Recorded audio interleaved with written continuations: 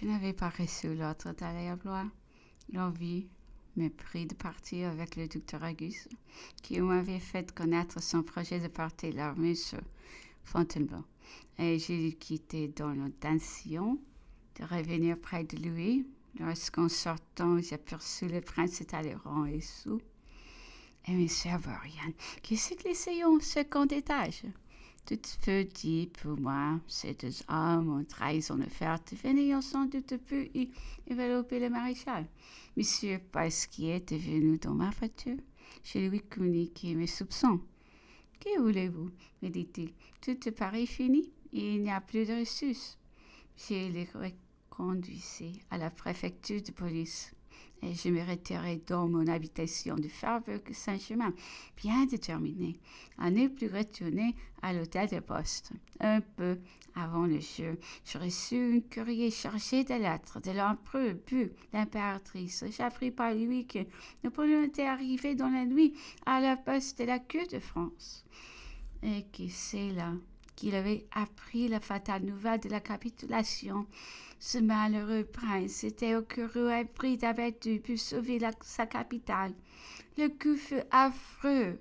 Il s'assit sur le parapet des fontaines de Juvisy, la tête aux pieds, sur ses deux mains, pendant plus d'une quart d'heure, absorbé par les plus tristes réflexions. Puis enfin, il se remit en route pour Fontainebleau.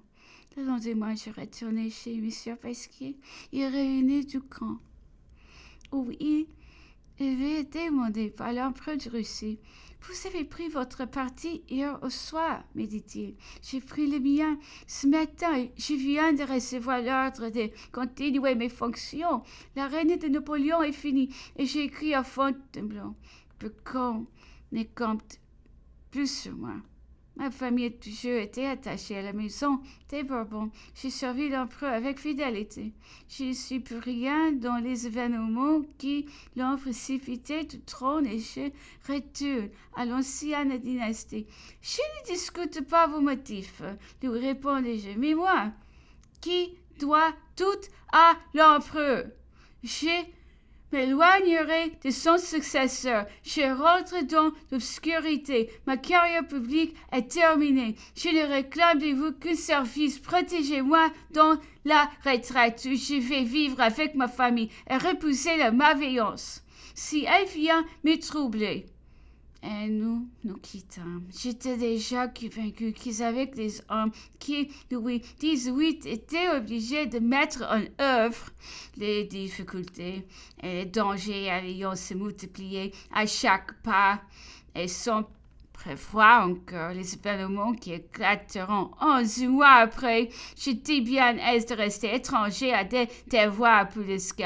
Je me sentais un éloignement et de répugnance si forte que la foi du serment et la probité la plus sévère n'auraient pu m'y attacher au 20 mars sans beaucoup d'efforts et de chagrin.